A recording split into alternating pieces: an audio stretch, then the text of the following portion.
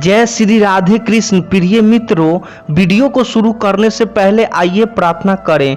हे श्री कृष्णा, जो भी भक्त आज इस अमृतवाणी को सुन रहा है उनके जीवन में आपकी कृपा सदा बनी रहे और उनके सभी कष्ट दूर हो।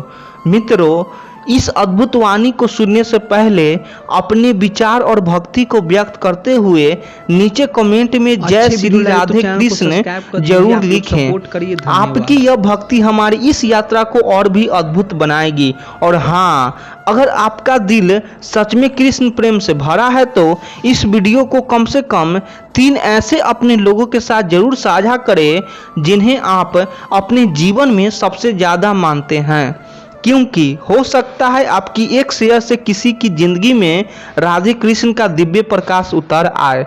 साथ ही यदि आप हमारे चैनल युवा इंस्पायर्ड पर नए हैं तो अभी सब्सक्राइब करें और घंटी के बटन को दबाएं ताकि आप हमारी हर नई भक्ति यात्रा का हिस्सा बन सके।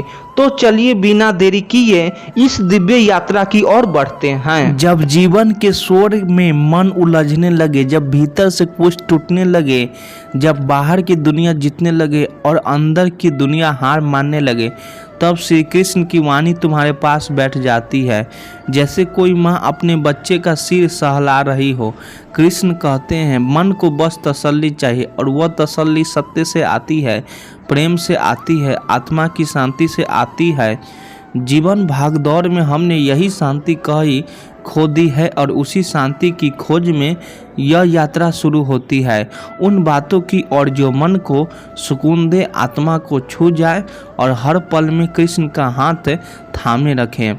पहली बात जो कृष्ण हमें सिखाते हैं, जो तुम्हारे बस में नहीं है उसे पकड़ कर मत बैठो। जीवन में बहुत सी चीज़ें हमारे नियंत्रण में नहीं होती।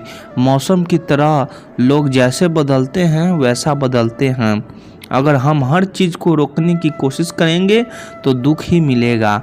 मन को सुकून तब मिलता है जब हम स्वीकार करना सीखते हैं। स्वीकार कर लो कि कुछ लोग बदलेंगे, कुछ दूर जाएंगे, कुछ बातें अधूरी रह जाएगी, पर तुम्हारी शांति इस बात पर नहीं टिकी कि सब कुछ तुम्हारी मर्जी से हो, बल्कि इस पर है कि तुम कैसे हर परिस्थिति में खुद को शांत रख पाते हो। कृष्ण आगे कहते हैं, जो बीत गया वह सपना था, जो आएगा वह भ्रम है, पर जो इस क्षण है वही सत्य है। मन अक्सर भूतकाल की चिंता और भविष्य की कल्पना में उलझा रहता है और इसी कारण बेचैन रहता है। जो बीत गया उसे बदल नहीं सकते और जो आया नहीं उसके लिए डर क्यों पाले। सुकून वर्तमान में जीने से आता है। जब तुम हर सांस को, हर पल को पूरा महसूस करते हो तभी आत्मा को शांति मिलती है। अपनी तुलना कभी किसी और से मत करो।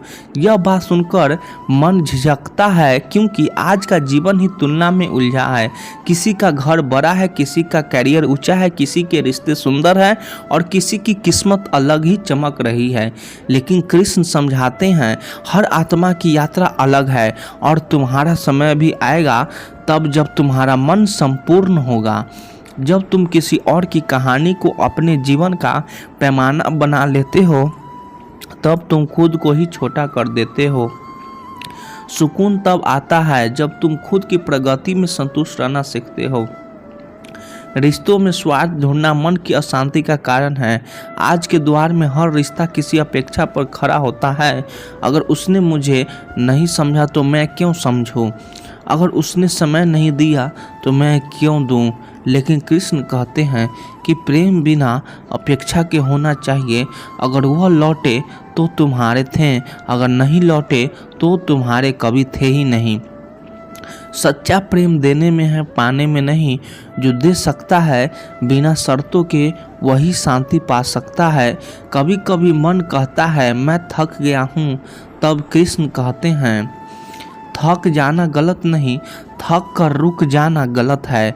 जब तक जीवन है तब तक कर्म करना है। जब तक सांसें चलती है तब तक प्रयास चलते रहना चाहिए। तुम्हारे दुख में ही तुम्हारा बल छिपा है।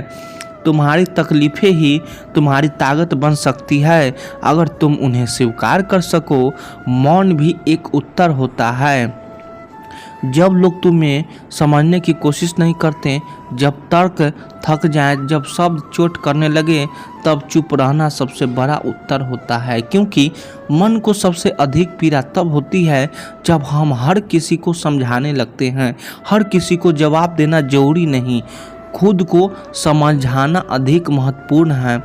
कभी कभी खुद को खो देना ही खुद को पा लेना होता है। जब तुम अपने अहंकार, अपनी इच्छाओं, अपने स्वार्थ को त्याग कर चलते हो, तभी तुम सच्चे अर्थों में कृष्ण से जुड़ते हो। सच्ची शांति तब मिलती है जब मैं का भाव खत्म हो जाता है, जब मेरा और मैं से ऊपर उठकर सब कुछ तेरा है की भावना जन्म लेती है।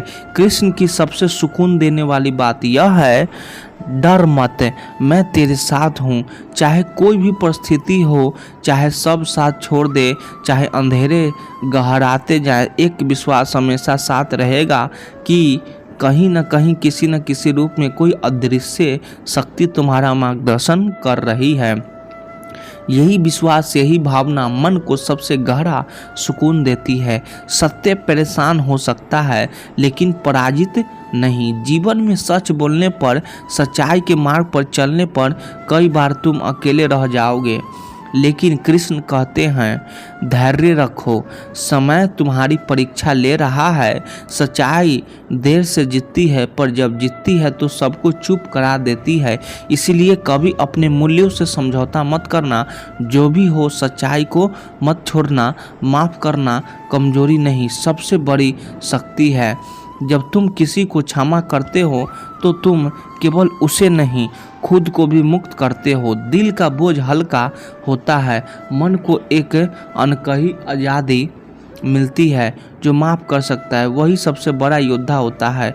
हर अंत की एक नई शुरुआत होती है। जीवन में कुछ खत्म होता है, नौकरी, रिश्ता, सपना, तो हम सोचते हैं कि सब खत्म हो गया, लेकिन कृष्ण कहते हैं जहाँ कुछ खत्म होता है वहीं से कुछ नया जन्म लेता है। इसीलिए अंत को भी प्रेम से देखो, क्योंकि वह तुम्हें उस रास्ते पर ले जा रहा है जो तुम्हारे लिए अधिक शुभ है। जो कुछ खोया वह लौट कर आएगा अगर वह तुम्हारा था। जीवन में अगर कुछ छूट भी जाए तो उस पर रोने की जरूरत नहीं। अगर वह सच में तुम्हारा है तो ब्रह्मांड की हर शक्ति उसे फिर से तुम्हारे पास लाएगी, और अगर नहीं लाया तो वह सिर्फ तुम्हारे जीवन का एक अध्याय था, पूरी किताब नहीं। ध्यान से बड़ा कोई इलाज नहीं। जब मन अशांत होता है तो शब्दों से नहीं, मौन से समाधान निकलता है। रोज कुछ क्षण खुद के साथ बिताओ, आंखें बंद करो, सांसों को महसूस करो, अपने अस्तित्व को जानो, तभी भीतर की हलचल शांत होती है। तू अकेला नहीं है। जब लोग छोड़ते हैं, जब बात नहीं बनती, जब जीवन की चुप्पी डराने लगे, तब कृष्ण की एक बात कानों में गूंजती है, तू अकेला कैसे हो सकता है जब मैं तेरे भीतर हूँ। वह साथ है हर धड़कन में, हर आंसू में, हर उम्मीद में। जब कोई अपना बहुत पास होकर भी हमें समझ नहीं पाता, जब दुनिया की भीड़ में खुद को अकेला महसूस करते हैं, तब श्री कृष्ण की वाणी गूंजती है, जिसे तुम्हारी आत्मा न समझा सके उसे शब्दों से समझाने की कोशिश मत करो। जीवन में हर कोई तुम्हारे दर्द की गहराई नहीं समझ सकता, और हर किसी से समझे जाने की इच्छा ही सबसे बड़ी बेचैनी है। मन को सुकून तब मिलती है जब हम दूसरों की अपेक्षाओं से ऊपर उठकर खुद के लिए जीना सीखते हैं। जब हम दूसरों की स्वीकृति से खुद को मापन बंद कर देते हैं, तब तुम्हारा मूल्य इस बात से नहीं है कि तुम्हारे पास क्या है, बल्कि इस बात से है कि तुम हो कौन। आज की दुनिया बाहरी सफलता को देखती है, गाड़ी, घर, पद, लेकिन कृष्ण कहते हैं कि असली सफलता आत्मा की पवित्रता में है। अगर तुम्हारे विचार निर्मल है, तुम्हारा मन शांत है, तुम्हारा कर्म सच्चा है, तो तुम सबसे अधिक धनवान हो। क्योंकि यह चीज़ें न जाने तो कोई चुरा सकता है और न ही समय इनका मूल्य घटा सकता है। कभी कभी हम बार बार यही सोचते रहते हैं, मैंने किसका क्या बिगाड़ा जो मेरे साथ इतना हो रहा है। तब कृष्ण बहुत शांत स्वर में कहते हैं, हर दोहक एक कर्म का फल है, लेकिन हर दोहक एक शिक्षक भी है। तकलीफ़ें हम तोड़ने नहीं आते हैं, हमें निखारने आती है। वह हमारे भीतर उस चिंगारी को जलाती है जो हमें आत्मा के करीब ले जाती है। इसलिए हर बार जब तुम टूटा महसूस करो, समझो कि कोई बहुत गहरा सबक मिलने वाला है। तुम्हारी आत्मा को जो पसंद ना आए वह काम मत करो, चाहे वह रिश्ता हो, काम हो या दिनचर्या। अगर वह तुम्हारे भीतर हलचल पैदा करता है तो वह तुम्हारे लिए नहीं बना। कृष्ण बार बार यही बात दोहराते हैं, अपने स्वभाव के अनुसार कर्म करो, क्योंकि वही तुम्हारे सच्चे धर्म का रास्ता है।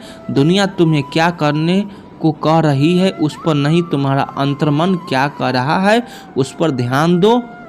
संतुलन ही सच्चा सुख है, ना ज़्यादा हंसी, न ज़्यादा आंसू, न ज़्यादा लगाव, न ज़्यादा दूरी। जब तुम हर चीज़ को सही मात्रा में जीते हो तभी सुकून आता है। कृष्ण अर्जुन से कहते हैं, योगस्था करुण कर्मान, यानी योग की अवस्था में रहकर कर्म करो, बिना मोह के, बिना भय के, बिना लालच के। यही भाव जब जीवन में उतरता है तो मन शांत हो जाता है। अच्छी वीडियो लगे तो चैनल को सब्सक्राइब कर दीजिए। आप लोग सपोर्ट करिए। धन्यवाद।